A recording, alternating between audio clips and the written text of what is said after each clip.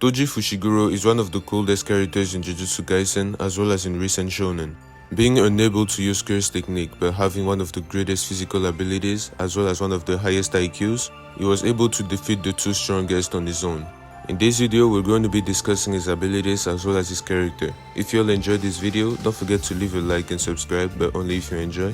And let's try to get this video to 50 likes. Let me know in the comment if you want more Jujutsu Kaisen videos on the channel, and you can also let me know which character you would like in the future. You can give me suggestion, criticism or anything. But without wasting any more of your time, let's get into it. The first thing that makes Toji character special is his lack of curse energy, because everyone in the verse has curse energy, even regular humans. The amount is just too low for them to use curse technique or to see curse spirits. But there's very few people like Toji and Maki that have zero curse energy, and this is due to heavenly restriction. But in exchange of that, they are granted superhuman strength, as well as enhanced senses. Their senses are so sharp that they are able to see curse technique and curse spirit even though they shouldn't be able to. But this isn't all, because it also allows them to avoid the sure hit of a domain expansion, which makes sense because there is no curse energy to track.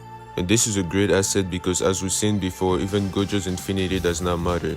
Jogo's sure hit would still get to him, it just did not matter because he wasn't strong enough. Toji is fast enough for Gojo to have difficulties trying to keep up with him, and I know Gojo got stabbed and he was worn out from the past days, but it is still insane and needs to be considered. He was also able to detect the footsteps as well as the scents of Suguru and Amanai when they went to see Tengen, which should have been impossible. Geto and Riko were supposed to be alone.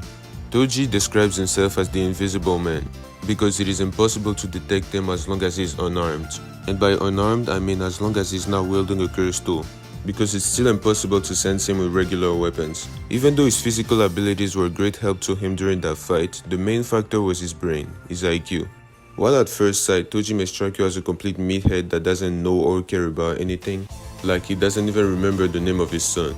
Toji turns out to be one of the smartest characters in the whole series. He always makes sure to take the right dispositions for his plan to work. Toji is not a simple assassin that waits for the plan that you give him to work and then just execute it. He'll even do his own thing or make a plan on his own if that's what he needs to succeed. First thing first is that Toji knew how dangerous Gojo was, so instead of just attacking him and taking the risk to lose, he waited for Gojo to be tired after 3 days of just protecting Riko and sending people after him. Not only Gojo didn't sleep, but he also did not release his technique once.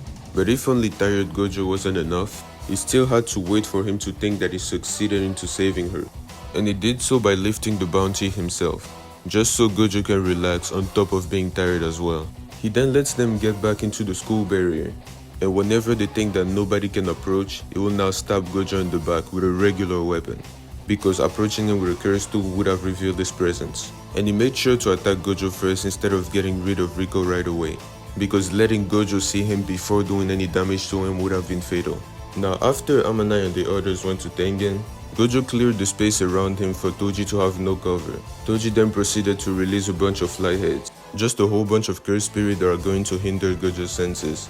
But instead of attacking straight away, he lets Gojo the time to think, and to then believe that his target will be Amanai. And whenever Gojo released his guard, ready to go help them, Toji appears behind him and stabs him multiple times, in the neck, in the leg, in the chest, cuts him in half. The only mistake he made that day was not stabbing Gojo in the head with the inverted spear of heaven, or to not have cut off his head, which allowed him to later on use reverse curse technique and come back and finish the work. And this really shows how smart and calculative Toji is. He even tricked Suguru into a close range fight later on.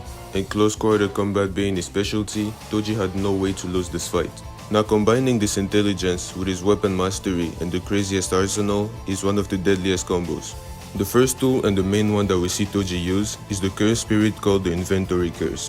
It basically has the ability to store multiple curse tools while also concealing their presence. It can also store itself in its own body, becoming really small and allowing Toji to ingest it and keep it in his stomach. This allows him to hide the inventory curse's presence, because while it is around his shoulder, it is easy to sense it even though you can sense Toji himself, basically giving you a way to see him during the fight, which is the reason why he always keeps it inside his body and he only pulls it out whenever he needs to during the fight. The relationship between Toji and the inventory curse is like a master-servant type of relationship, meaning that the curse is fully tamed, being the reason why Geto couldn't even absorb it like he always do with other curse spirits. A good example to explain it will be Pokemon. It is impossible to catch a Pokemon that already belongs to somebody else. The process wouldn't even start, it just doesn't work. Now the second tool that we've seen him use the most is the Inverted Spear of Heaven, which basically has the ability to bypass any form of curse technique or curse energy, allowing him to even get through Gojo's Limitless. He also has the Split Soul Katana, which basically ignore any form of defense or durability, being able to one-shot any curse. He also possesses the Chain of 1,000 Miles, which is said to be able to extend indefinitely, as long as the back end is not shown to the enemy. And Toji, being as smart as he is, he keeps the back end of the chain in the inventory curse's mouth. He even goes as far as attaching the chain with the Inverted Spear of Heaven, basically giving him the ability to bypass things like Infinity or curse technique in general without having to get close. And this is where his weapon mastery comes in play, because he is able to control the chain regardless of how long it is and hit people with the Inverted Spear of Heaven. He also has Playful Cloud that he uses later in his battle against Dagon, but I will not be talking about the fight against Dagon in this video. He also possesses regular weapons like a regular katana, a normal handgun, as well as a little knife. And these are the weapons that allow him to do damage without being detected.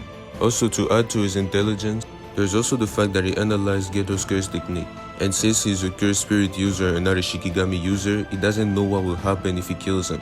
So Toji ended up leaving Geto at death's door just to ensure his own safety, because he doesn't know what would happen and how dangerous the curse spirits can be when he dies. And this really shows that before getting into a fight, Toji really thinks a lot and he makes sure to think about every possibilities, putting all of the chances on his side, which is the reason why he was basically successful. Just because Gojo is the only reason he survived. For the last section, I just need to talk a little bit about his character. Toji basically has the same past as Maki, being hated and mistreated by his family for having no curse energy. The big three families see the lack of curse energy as a disgrace, which basically caused Toji to grow into resenting his family. He even took his wife's name because he didn't want his name or the name of anybody that comes after him to be Zenin. But the presence of Megumi's mother is what calmed him and made him into a very sane person. But after she died, he just went back to his usual self, the aggressive Toji that we know. But in the end, the main reason why he did all this was to prevent Megumi from going through the same things as him. He may sometimes forget his son's names, but he cares enough to even tell Gojo before he dies. Even though it seemed like he didn't really care and he was just giving the information, he has no reason to tell Gojo about it, unless he really wanted Gojo to do something about Megumi. Let me know in the comment how you feel about Toji, and let me know what is the best trait about his character in your opinion. Whether it is his intelligence, his mindset, or even his insane physical abilities as well as fighting style. Let's try to get this video to 50 likes, and let me know if you want to see more Jujutsu Kaisen content on the channel.